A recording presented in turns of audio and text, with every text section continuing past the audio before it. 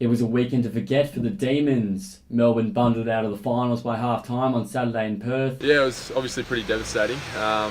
Pretty disappointing going over to Perth with a job to do and not getting it done. And in the VFL, Casey were run down in the last quarter of their grand final after booting the first 4 goals in the match. We had a pretty good first half as a team, and we just couldn't get over the line in the end, and it just was heartbreaking, really. Yeah. But the young group remains positive despite the disappointing finish for the club.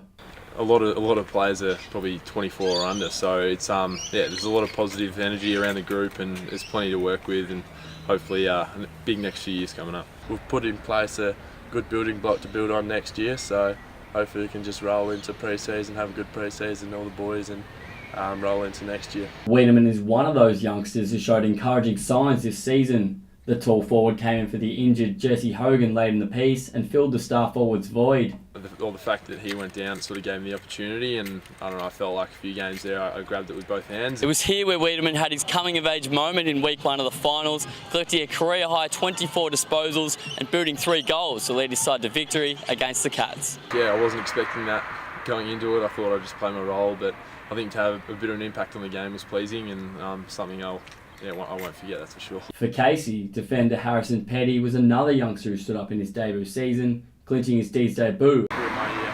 We spoke to all the coaches a couple of weeks back, and they said they were all pretty happy with my year. Drafted out of South Australia, Petty now lives with Wiedemann in the eastern suburbs, a move that has done wonders for both. Not much phases him, so very easy to live with, and it's been good fun. Pretty good bloke, so it's pretty easy to get along with, and he's not a bad cook either, so it makes it a lot easier. While it was a bleak end to the year, this young Demon side had every chance to be here on Grand Final Day in 2019. Dan Basson, Newsline.